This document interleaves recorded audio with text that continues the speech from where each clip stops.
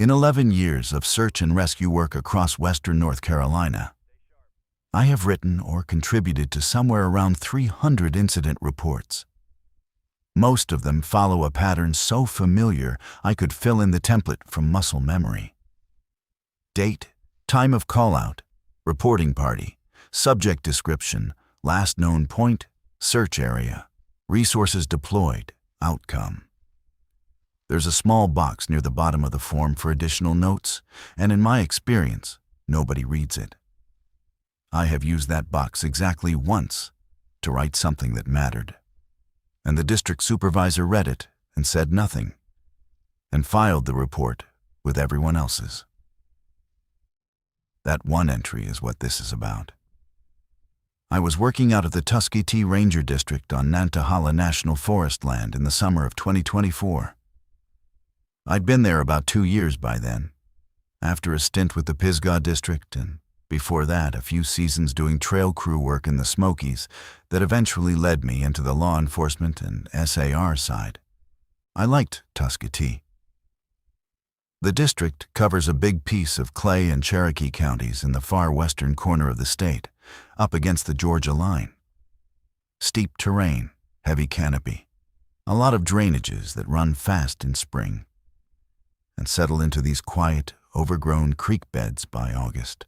Fires Creek is the centerpiece, a 25-mile loop road that rings a recreation area with decent camping, good trout water, and enough backcountry acreage that you can walk for a full day without crossing a trail. The population out there is thin. You get a handful of dedicated trout fishermen, some through hikers cutting off the Appalachian Trail for a few nights in the backcountry, and then in summer, families, usually from the Asheville corridor or up from Atlanta. They come for the waterfalls and the relative quiet, and they tend to stick to the maintained trails. Most of the SAR calls we handled were straightforward. Twisted ankles, unexpected weather, the occasional lost day hiker who wandered off trail following a creek upstream and couldn't find the way back before dark. Nothing exotic. The Maddox family went missing on July 19th, a Friday. If you enjoy stories about people doing difficult, unexplained things in remote places, and the professionals who have to make sense of them afterward, consider subscribing to Ashwood and Horror. What I'm about to describe took place over 4 days, and most of the facts are simple. It's the one that isn't that I keep coming back to. The family was Brian and Elise Maddox, both early 40s, and their daughter June, age 9. They'd registered at the Huskins Branch trailhead that morning, signed the log at 7:45, and listed a planned route that was sensible up the rim trail to the Sassafras Ridge connector, then looping back down to the trailhead via the Fires Creek access road. A solid day hike, maybe 12 miles depending on how far along the ridge they went. They had water, food, appropriate footwear. Brian had listed prior hiking experience on the log sheet, including some backcountry trips in the Pisgah area. They were not beginners. When they hadn't returned by 8 o'clock that evening, another hiker at the trailhead flagged it to a volunteer campground host who called the district office. I got the notification at 9:15. By that point, it was already dark, and the protocol was clear. We couldn't put teams into the Fires Creek backcountry at night without substantial justification. The terrain is too steep, the canopy too thick, and night operations in that drainage carry real risk for the searchers. So I coordinated with the Cherokee County Sheriff's Office, which has jurisdiction for SAR operations on the forest, and we set up for a first light deployment. That first night was just planning. I drove out to the trailhead around 10 and confirmed the Maddox vehicle was still there, a silver Toyota Highlander, North Carolina plates, parked in the gravel lot at Huskins Branch. I checked it visually. Locked. No signs of disturbance. I photographed the trail register page with their entry, noted the mileage on the planned route, and drove the Fires Creek Road slowly on the way back, scanning the shoulders in case they'd come down to the road and were walking out. Nothing. Saturday morning at 5:30, I was at the Incident Command Post, which we'd set up at the Fires Creek picnic area, about 2 miles from the trailhead. We had 8 ground searchers from the county SAR team, 2 Forest Service LEOs, including myself, and a K-9 unit coming up from Murphy. The plan was standard. Hasty teams on the Rim Trail and the Sassafras connector their planned route, while a second pair swept the most likely deviation points. The drainage below the ridge has a couple of creek crossings where people sometimes miss the turn and follow the water downhill instead of cutting back to the trail. That was the most probable scenario. I was on the first Hasty team with a volunteer named Dale Yount, who'd been doing SAR work in these mountains longer than I'd been alive. We hit the Rim Trail at 6:15 and moved fast. The trail was in decent shape. Recent maintenance, clear blazes, no significant blowdowns. The weather was warm and overcast, cloud ceiling sitting right on the ridge tops the way it does in that part of the Nantahalas in mid-July. Visibility on the trail was fine, maybe 100 yards where the canopy opened up, but the sky was a flat, even gray. No direct sun. By 9 o'clock, we'd covered the Rim Trail to the Sassafras Junction without finding any sign. No packs, no clothing, no marks off trail. Dale pointed out a spot about 2 miles in where a side creek crosses the trail and the footing gets tricky on wet rock. He'd pulled 3 separate hikers out of that drainage over the years. We checked it thoroughly. Nothing. The K-9 team, working from the trailhead, had a scent trail that followed the Rim Trail for about 1.5 miles and then, according to the handler, became diffuse. She described it as the scent spreading rather than tracking, as if the subjects had been in the area generally but hadn't continued along a single path. That's not unusual in heavily forested terrain where wind channels through the understory, but it was noted. The dog showed no alert for remains. By Saturday evening, we'd covered the planned route completely and swept the 3 most likely deviation zones. No physical evidence of the family beyond the trailhead register. No response to call-outs. The cellular coverage in that area is essentially non-existent, no towers within range of most of the drainage, so there was no phone data to work with. The family hadn't carried a satellite communicator, or PLB. Sunday was day 2 of the active search. We expanded the grid. More volunteers came in from Macon County and the Nantahala Outdoor Center, which provides trained paddlers for water-based SAR, but also contributes ground searchers when needed. A helicopter from the Forest Service Regional Office did a canopy survey. But the coverage is so dense in the Fires Creek area that aerial observation is practically useless for ground targets. The pilot reported nothing. I spent most of Sunday running coordination from the ICP. But around 3 in the afternoon, I made a decision that I've gone back to several times since. There's an unmaintained social trail that leaves the Sassafras Ridge connector and drops steeply into a side drainage to the south. It's not on any published map. I knew about it because Dale had mentioned it once, offhand, as a route that old-timers used to access a fishing spot on the upper creek.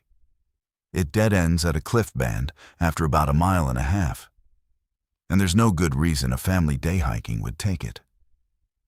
But by that point, we'd exhausted the reasonable options. I went down it alone, which I probably shouldn't have done.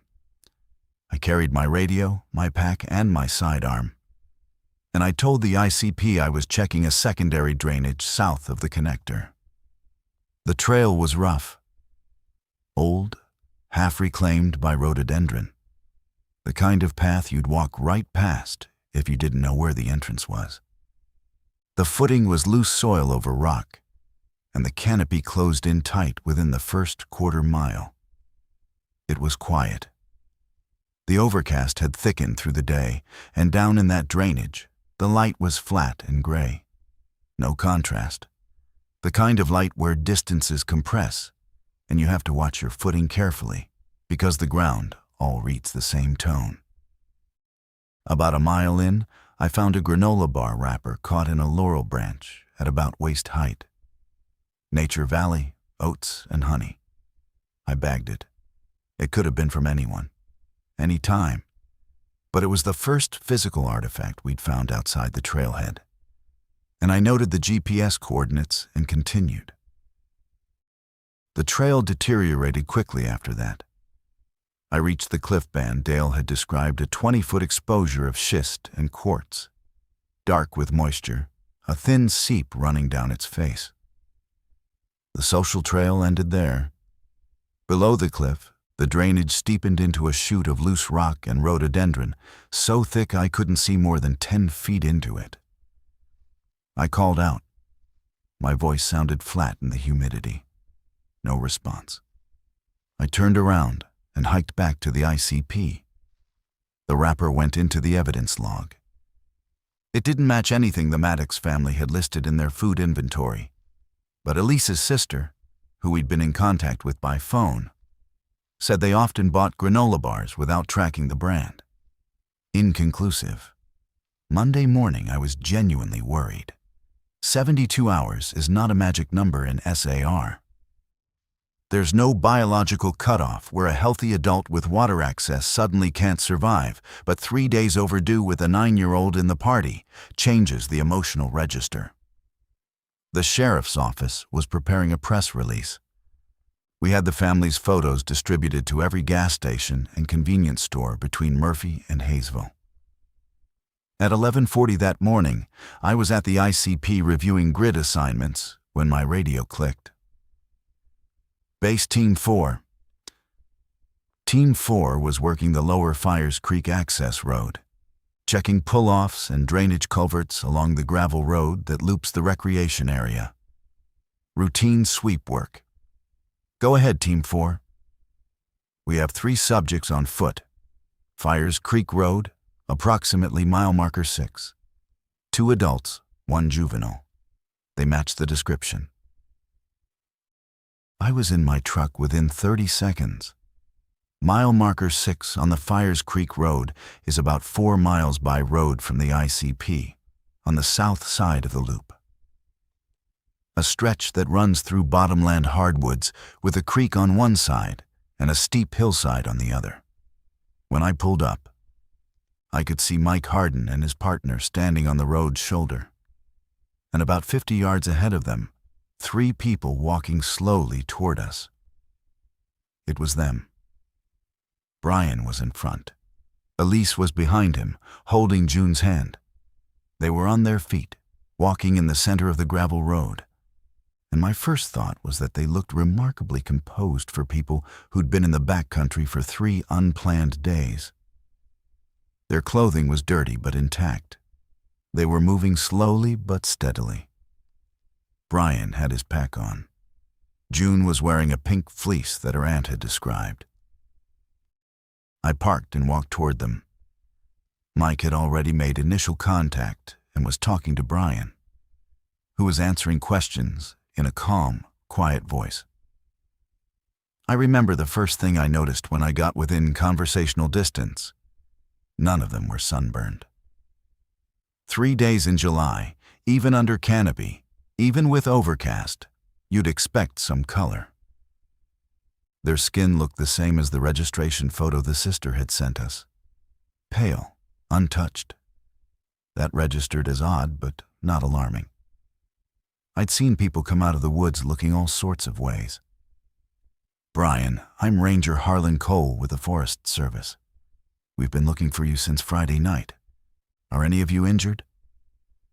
He looked at me. His eyes were focused. He didn't seem confused or disoriented. No, he said. We got turned around. I'm sorry about the trouble. Where have you been? Down in the creek bottom, below the ridge. We missed a turn and went the wrong way, and by the time I realized it, We were too far down to climb back up. We followed the water. It was a plausible story. People do exactly that. But following the water in the Fires Creek drainage should have brought them out to the road much sooner than 3 days. The creek runs generally north. The road crosses it in 2 places. Even moving slowly with a child, they should have hit a road crossing within a day. I didn't press it, not then. The priority was medical assessment and transport. I radioed the ICP, confirmed the family was found, and requested EMS to meet us at the picnic area. Mike and I walked them to my truck and drove them back. The paramedics checked all 3 at the ICP. Vital signs were normal across the board. No dehydration, which surprised the EMTs. No blisters, no insect bites beyond what you'd expect. No scratches from the rhododendron thickets they'd supposedly been pushing through. June was quiet but responsive. She sat on the tailgate of the ambulance and drank a juice box with the focused attention of a child who has been told to behave. And I recognized that look, because I have a daughter around the same age, and I've seen it at doctors' offices and school assemblies. She was being careful. Brian and Elise declined hospital transport. They answered the basic debriefing questions without contradiction. They'd left the rim trail, descended into the creek drainage, couldn't find their way back, sheltered under a rock overhang, and eventually worked their way downstream until they hit the road. They couldn't identify the specific overhang or the point where they'd left the trail. Brian said he'd been focused on moving and hadn't been paying attention to landmarks. Elise said very little. The whole interaction took maybe 45 minutes. We returned their vehicle keys, confirmed their contact information, and they drove out. I should have been relieved. The paperwork part of my brain was already filling in the boxes. Subjects found. Self-rescued. No injuries. Search terminated. That's the best possible outcome. But something had been bothering me since the moment I walked up to them on the road. And it took me until that evening, sitting in my truck in the Fires Creek parking lot, writing up the initial report, to identify what it was.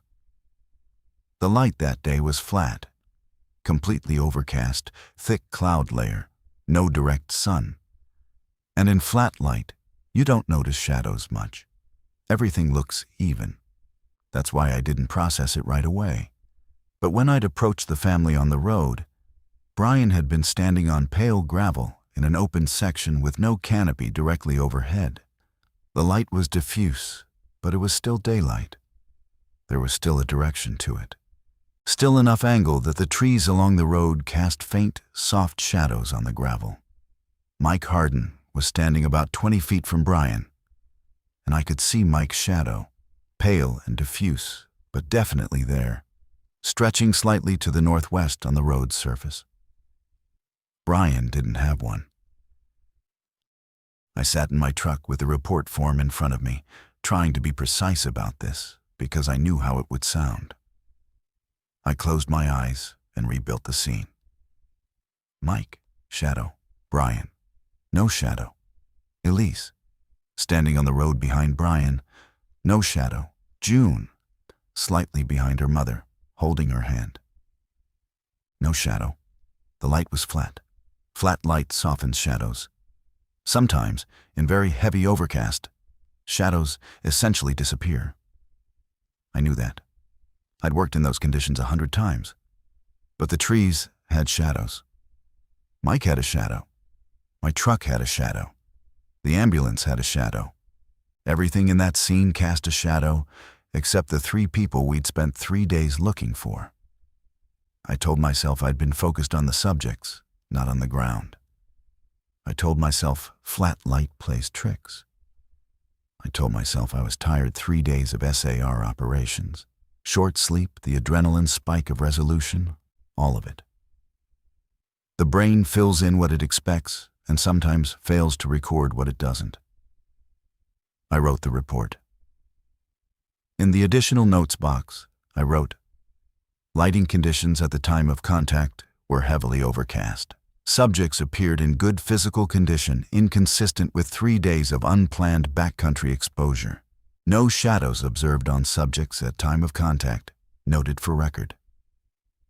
That's what I gave my supervisor, Paula Gentry, the following morning. She read it, or seemed to. She didn't ask about the last line. For about a week, I left it alone. The case was closed. The Maddox family had driven home. The volunteers had been thanked. The sheriff's office had issued a standard press release confirming the safe recovery. I went back to my regular duties: road patrols, campsite inspections, a boundary dispute with a timber company on the south end of the district. And then Mike Harden called me. Mike was a volunteer SAR member, not Forest Service. He worked for the county road department and did search and rescue because he'd grown up in those mountains and knew them as well as anyone. We weren't close, but I respected his fieldwork. He was careful and observant, and he didn't waste words. "Harlan, you got a minute?" "Sure." "You were at the contact point when we found the Maddox family." "I was." A pause. Mike's pauses were always loaded. He was deciding how to say something. "Did anything look off to you? About them?" I could have played it neutral, but something about the way he asked it made me think he wasn't fishing. He had something specific in mind.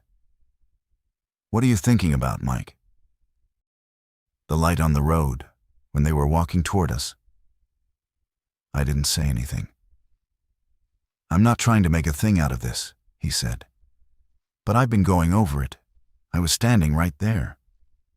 The light was flat, I know that. But I looked down at one point, just habit, checking the road surface, and my boots had a shadow. Faint, but there. And those 3 people didn't. I felt a small, involuntary contraction in my chest. Not fear, exactly. Recognition. The specific discomfort of having a private doubt confirmed by someone who arrived at it independently. "I noticed the same thing," I said. There was a long silence. "Okay," Mike said. "That's okay. I just needed to know if I was the only one." "You weren't. What did you put in the report?" "I noted it." "And?" "Nothing. Paula filed it." Another pause. "You think it was just the light?" Mike asked. "That's the explanation that makes sense." "Yeah," he said. "That's what I keep telling myself." He hung up. I went back to the Fires Creek Road the next day. Not to investigate, I told myself I was checking a culvert that had been flagged for maintenance. But I parked near mile marker 6 and walked the stretch where Team 4 had made contact. The weather was different. Clear sky, mid-morning sun angling through the canopy in long shafts. My shadow was crisp and dark on the gravel. The trees threw sharp patterns across the road. Everything behaved normally. I stood where I remembered Brian standing and looked down. My shadow extended to the northwest, proportional, unremarkable. I walked to where Elise and June had been. Same. Shadows behaving as shadows do. I took photos. I don't know why. There was nothing to photograph except a road, acting like a road in sunlight. But I took them and I kept them. And I looked at them later that night on my laptop. And they showed exactly what I expected. A gravel road, trees, shadows. Nothing wrong. 2 weeks after the recovery, I got a call from a woman named Denise Foley. She identified herself as a friend of Elise Maddox's and said she was calling because she didn't know who else to talk to. She'd gotten my name from the press release. "I don't want to cause any problems," she said. "But I visited Elise last weekend, and something wasn't right." "In what way?" "She wouldn't go outside. She said she was tired from the trip, but Elise is not a person who stays indoors. She runs 5 miles a day. She takes June to the park every afternoon. But she wouldn't leave the house. She had all the curtains drawn. People sometimes need time to decompress after an experience like that, I said, which was true and which was also the most useless sentence I've ever spoken. I know that, but it's not just the staying inside. This is going to sound strange. Go ahead. When she walked past the kitchen window, the sun was coming through it. And I was sitting at the table, and I saw her walk past, and the light was on her. And she didn't... There was no... She stopped. She didn't cast a shadow, I said. The silence on the line was absolute. How did you know that? Denise asked. Part 2. I didn't answer Denise right away. I was sitting at my desk in the district office, and through the window I could see the parking lot, the tree line, the afternoon light cutting across the gravel. And every object in my field of vision was doing exactly what objects do in sunlight. The world outside was behaving. Whatever Denise Foley had seen in Elise Maddox's kitchen was not part of that world, and neither was what Mike and I had seen on the Fires Creek Road, and the distance between those two observations, one outdoors in flat overcast, one indoors in direct sunlight through a window, closed a door on the only explanation I'd been using. Flat light can suppress shadows. Kitchen sunlight cannot. Mrs. Foley, can you describe exactly what you saw? She collected herself. She was precise, which I appreciated.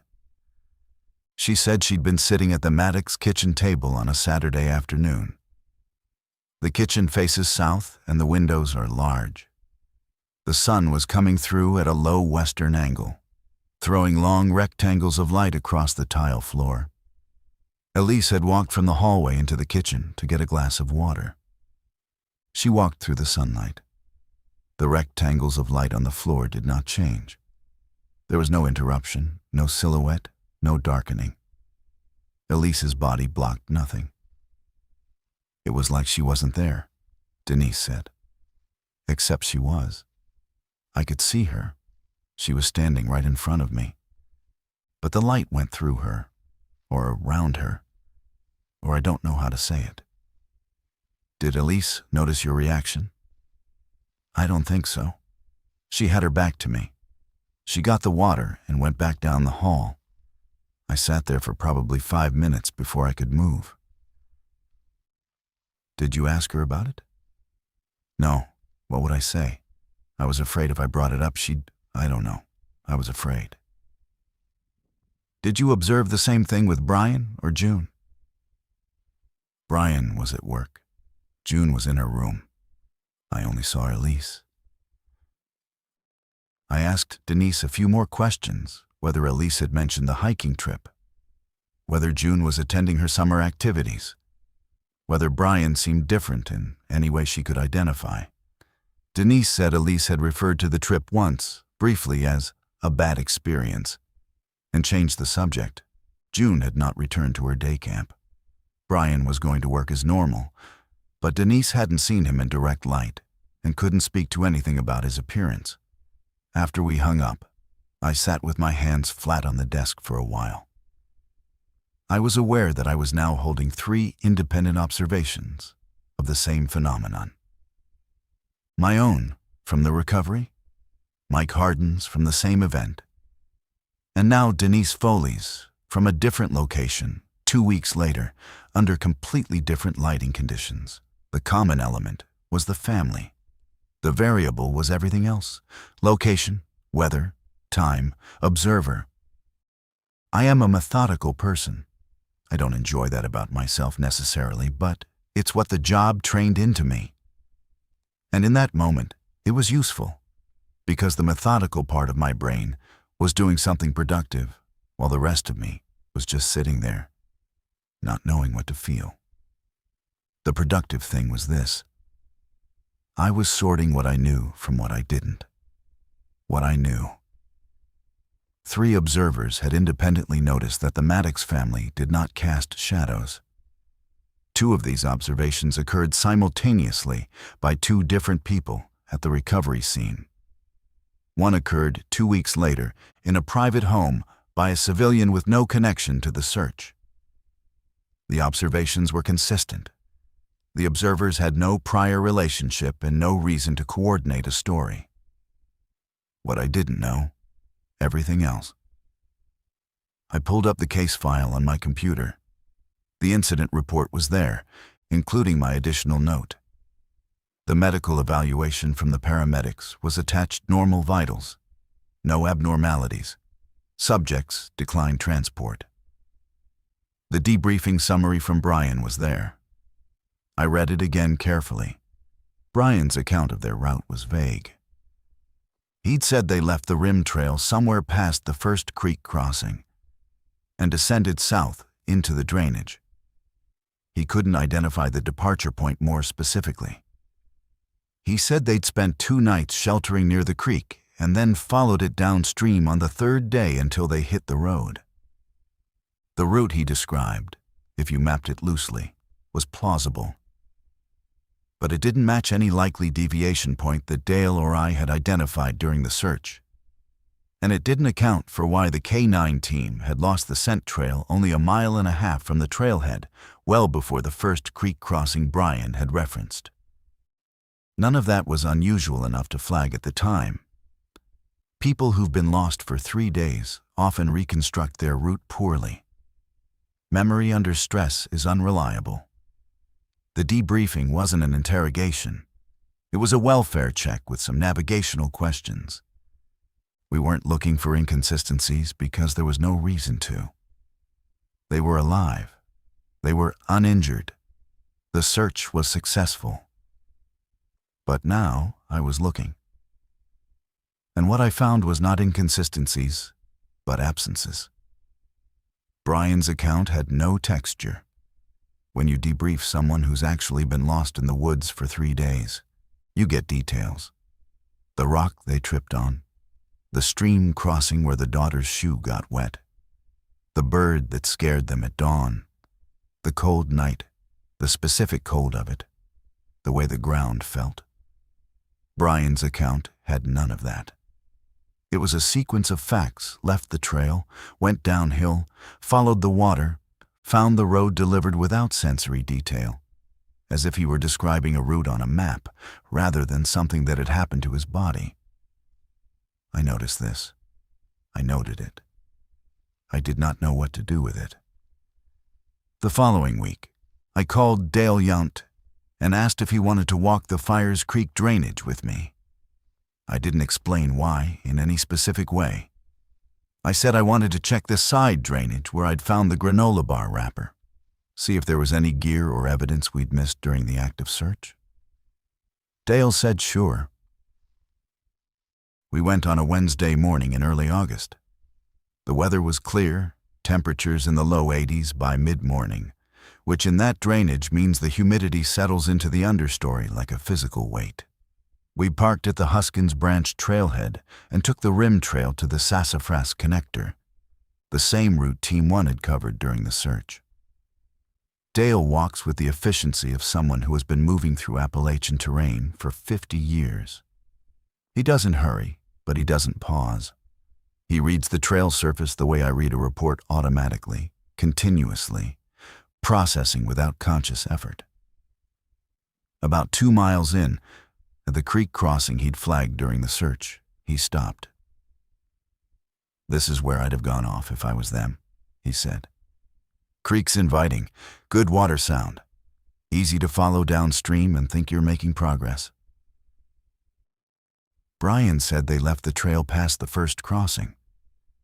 I know what he said, but the scent trail died before this point. I looked at him. "You talked to the K9 handler?" "Beth?" "Yeah, at the ICP Saturday evening. She said the scent spread out around mile 1.5, which is back there." He pointed behind us.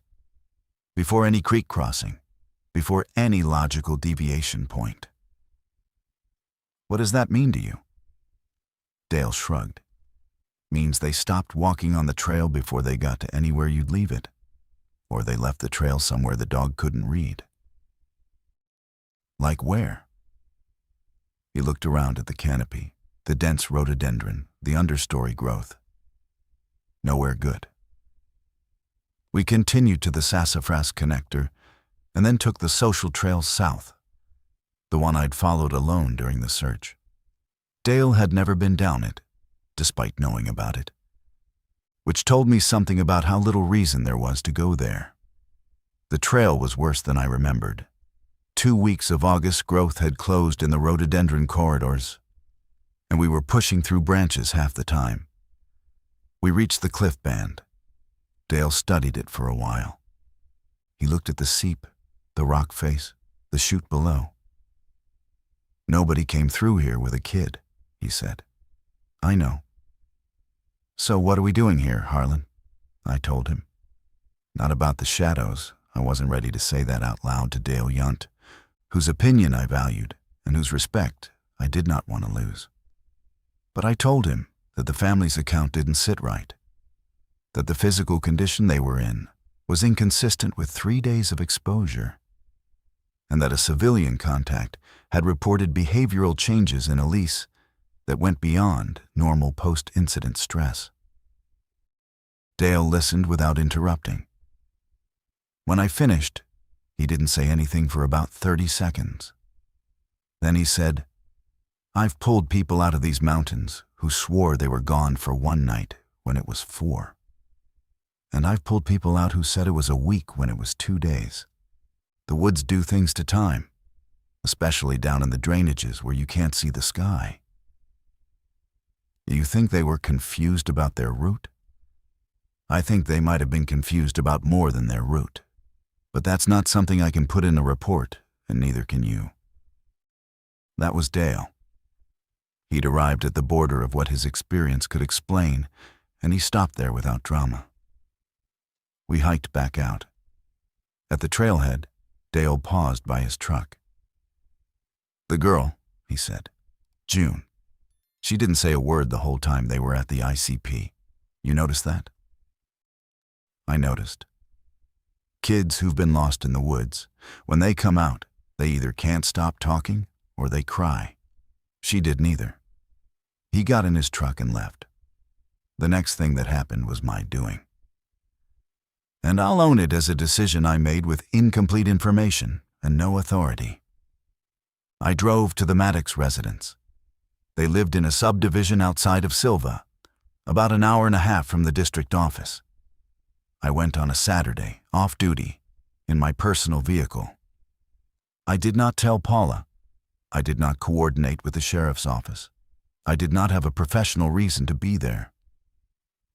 I had a question, and the question had become heavy enough that I could either put it down or follow it. And I chose to follow it. Elise answered the door. She recognized me. Her expression did not change. She was wearing a long-sleeved shirt despite the August heat, and the house behind her was dim, the curtains drawn, confirming what Denise had described. "Mrs. Maddox, I'm sorry to bother you at home. I'm Harlan Cole. I was one of the rangers on your search." I remember. I had a couple of follow-up questions, if that's okay. Routine. It was not routine. There was no follow-up procedure that would bring a ranger to someone's home a month after a resolved SAR case. Elise almost certainly knew that. But she stepped back and let me in. The house was cool and dark.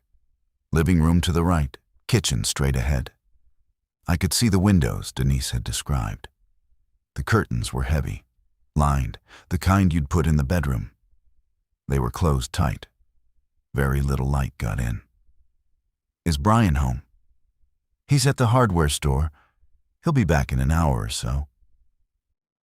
"That's fine. It's really just a few quick things." I asked her the same questions from the debriefing, rephrased slightly. Where did they leave the trail? How long did they walk before realizing they were off route? Where did they shelter? She gave the same answers Brian had given, almost word for word. The same sequence, the same lack of detail. Left the trail, went downhill, followed the water, found the road. It had the cadence of something memorized. "Mrs. Maddox, how is June doing?" Elise's hands, which had been still in her lap, moved slightly. She pressed her palms together. She's fine. She's in her room. Has she gone back to her summer activities? Not yet. She needs some more time. I looked at the curtained windows. I looked at Elise, sitting in the dim room in long sleeves in August. Mrs. Maddox, I need to ask you something that might seem strange. She looked at me, and something in her expression shifted. It wasn't alarm. It was something closer to resignation. The look of someone who has been waiting for a question and is tired of waiting. You've noticed, she said. Noticed what? Don't do that. You've noticed, or you wouldn't be here. I held her gaze. I owed her honesty. The shadows, I said. Elise closed her eyes. She didn't cry. She didn't react with surprise. She exhaled slowly, the way you exhale when something you've been carrying privately is finally shared, and the relief and the fear of that sharing arrive at the same time. It started when we came out, she said. Brian noticed first, the morning after we got home. He was standing in the bathroom, and the light was coming through the window. And he called me in, and he was just standing there, looking at the floor. And there was nothing. The light was on him, and there was nothing on the floor. And you and June? Same. All three of us. The same. Since the day you came out of the woods. Since the day we came out of the woods. I asked her the question I had to ask. What actually happened out there, Elise? She opened her eyes. We left the trail. That part's true. Brian thought he saw a shortcut down to the creek. We followed him. It got steep fast, and the rhododendron closed in. And within about 20 minutes, we couldn't see the trail anymore and couldn't figure out which way was back up, so we went down. Brian said downhill always leads to water, and water leads to roads. That's generally true. We found the creek, and we followed it. And then the weather came in, that overcast, and the light went flat, and we kept walking.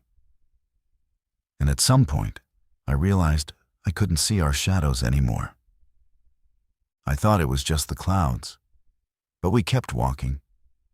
And the clouds thinned a little, and the light got more directional, and I still couldn't see them.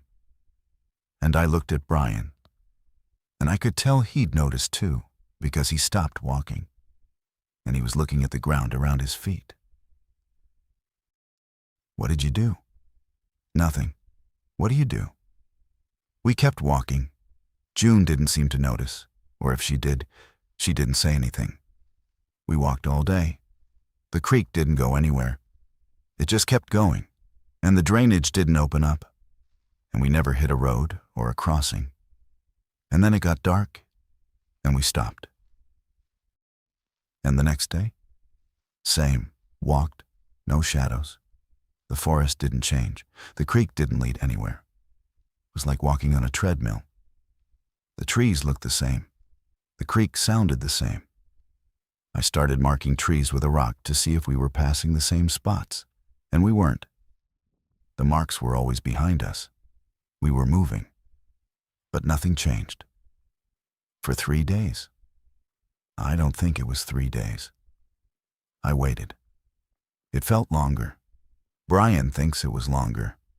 But when we came out and checked the date, it was Monday. So, 3 days. How did you come out? Elise paused here. Not the pause of someone inventing. The pause of someone trying to describe something that resists language. The light changed. On the third morning, or whatever morning it was, we woke up and the light was different. Still overcast, but the shadows were back. Not ours. The trees, the rocks, everything else had shadows again, and I could feel the direction of the light, like I could tell where the sun was even through the clouds. And Brian said, "We need to go north." And I could feel which way north was. which I hadn't been able to before. And we walked, and within 2 hours, we hit the road. But your shadows didn't come back. No. And they still haven't. No. I sat in Elise Maddox's dim living room, and I listened to the air conditioning. And I looked at this woman who was telling me something impossible with the same calm, exhausted precision I would use to describe a boundary survey. And I believed her. Not because the story made sense, because she wasn't trying to make it make sense. She was describing what happened the way a person describes what happened when they've given up on anyone believing them, and they're just tired of carrying it alone. "Have you seen a doctor?" I asked. What would I tell them? "Have you talked to anyone else about this?" Denise saw it. She didn't say anything, but I could tell. She looked at the floor, and then she looked at me, and she left about 10 minutes later. "Denise called me," I said. Elise nodded. I figured someone would eventually. I asked about June.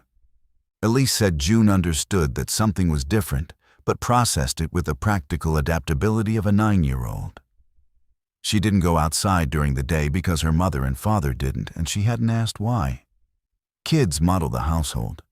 If the household stays inside, the kid stays inside.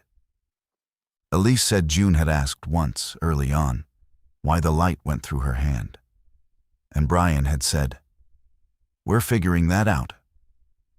And June had accepted it the way children accept unsatisfying answers from parents temporarily, provisionally, with the question still intact but shelved. Before I left, I asked Elise if I could see. She understood what I meant. She stood up and walked to the kitchen window and pulled the curtain back 6 inches. A blade of August sunlight fell across the floor, bright and hard.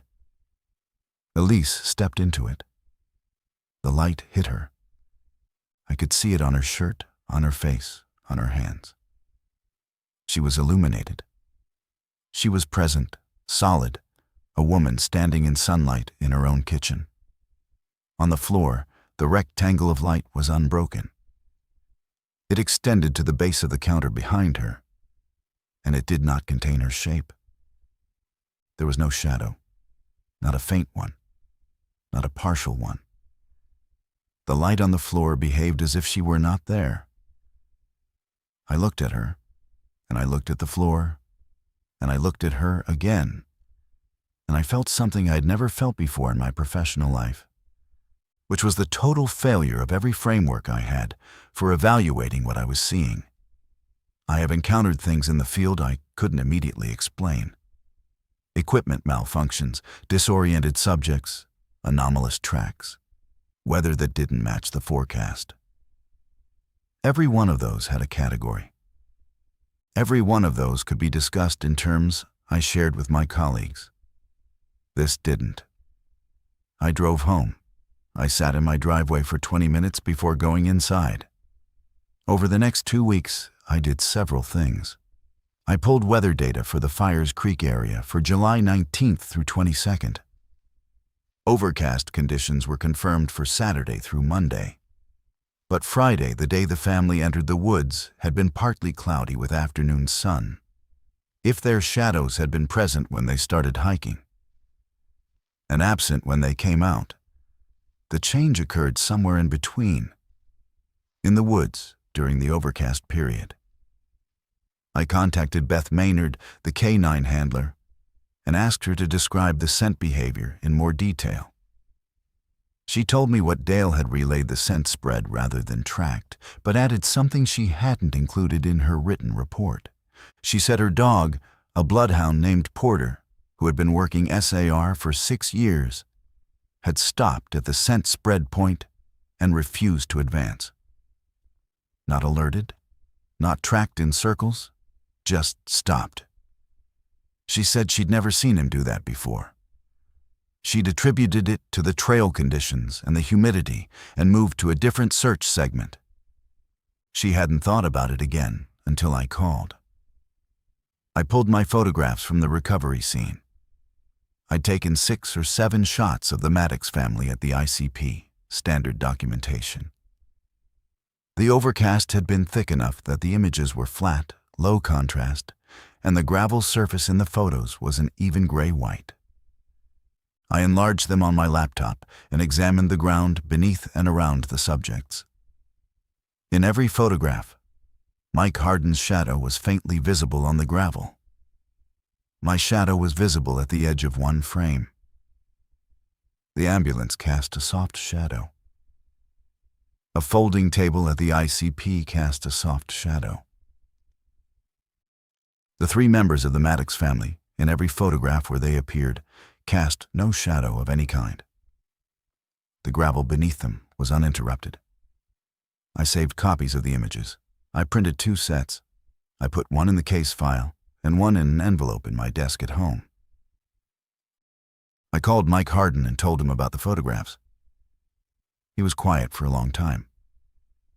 "So it wasn't the light," he said. "No." "What is it?" "I don't know." "Are they okay? Physically?" "They say they are." "Harlan, what are you going to do with this?" That was the question. The honest answer was that I didn't know, because there was no procedure for what I was holding.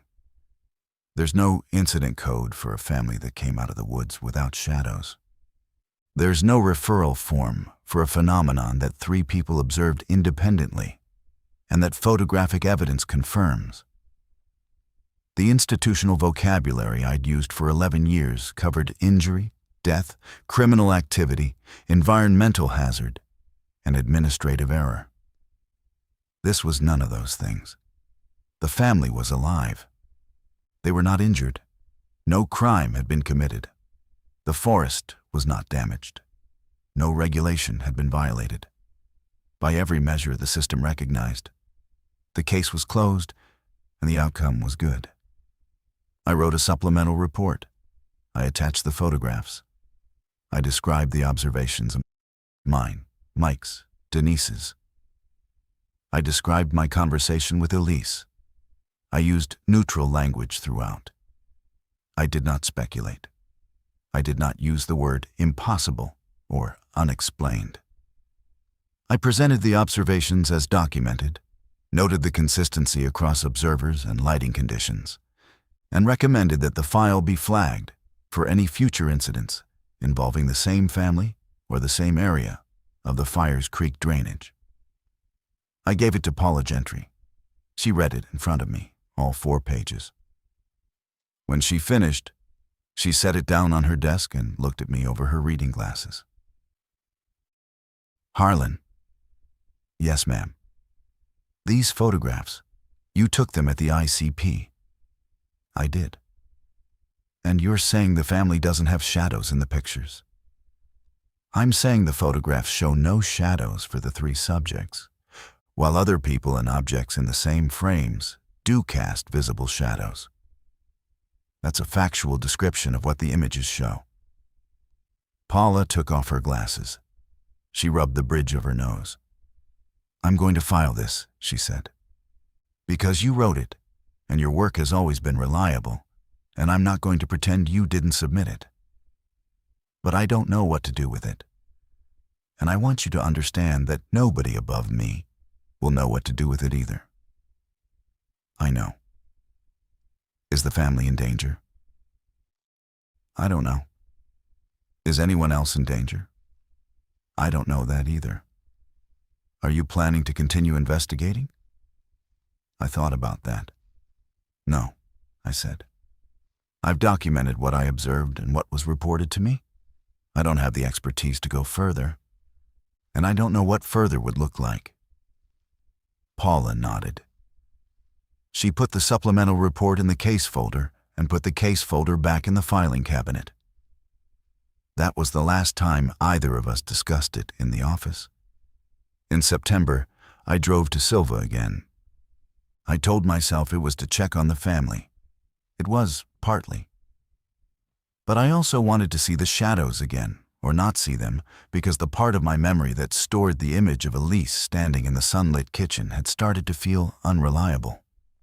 The more time passed, the more I wondered if I had simply been tired, primed by Mike's call and Denise's account, seeing confirmation where there was only flat light and an overworked brain. Brian answered the door this time. He looked tired. He let me in without much conversation. The curtains were still drawn. "I appreciate you coming by," he said, which I hadn't expected. "Elise told me about your visit. How are you all doing?" "We're managing. June started school. She's handling it. She goes early, comes home, goes straight inside. She's figured out which hallways at school have windows and which don't, and she uses the ones without. A 9-year-old navigating her school's floor plan to avoid being seen in direct light." I let that settle. "Brian, has there been any change?" "No, it's the same. We go out at night sometimes, walking, groceries. You can live around it if you're willing to restructure everything. Elise orders delivery for most things. I go to work before dawn and I come home after dark. It's not sustainable, but it's functioning. Have you considered talking to someone? A doctor? A researcher?" Brian looked at me with an expression I recognized because I'd seen it in the mirror. The expression of someone who has considered all available options and found that none of them connect to the problem. What would we tell them? And what would they do? Run tests? Put us in a room with lights and measure the floor? And then what? Either they see what you see, and they have no explanation, and we've added more people who know and can't help. Or they don't see it, and we're the family that came out of the woods and went crazy. Neither of those helps June." He was right. I had no counter-argument. "I want to know what happened in those woods," Brian said. "I think about it every day. We walked into a drainage and something happened and we came out different. Not sick, not injured, different. And the world doesn't have a category for what we are now." I drove home from Silva as the sun was going down. The mountains to the west were dark against a red sky, and my headlights made the road reel 10 seconds at a time. I thought about the Fires Creek drainage, the rhododendron corridors, the flat light, the creek that Elise said went nowhere for what felt like longer than 3 days. I thought about the K9 that stopped and refused to move. I thought about the scent that spread instead of tracked, as if the family had not walked forward but had simply been present, distributed, diffused across the trail like light through an overcast sky. The photographs are in my desk. The supplemental report is in the filing cabinet at the Tuskegee T District office.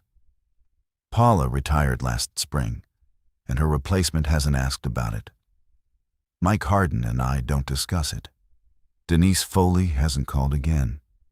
I drove past the Fires Creek area last October on a routine patrol, and I slowed down near mile marker 6. The road was in full sun. The trees cast sharp shadows across the gravel. A squirrel crossed in front of my truck, and its shadow crossed with it. A small dark shape moving in perfect synchronization with its body. The most ordinary thing in the world. I have one voicemail from Elise, left in November. I haven't deleted it. She doesn't ask me to do anything. She doesn't ask for help. She says, "June noticed something. The shadows aren't completely gone. In the very early morning, just before sunrise, when the light is almost nothing, she can see them. Faint, very faint. But there. She says they're farther away than they should be. She says they're behind her, but not attached. She wanted me to tell you. She said the ranger would want to know." I did want to know. I still do.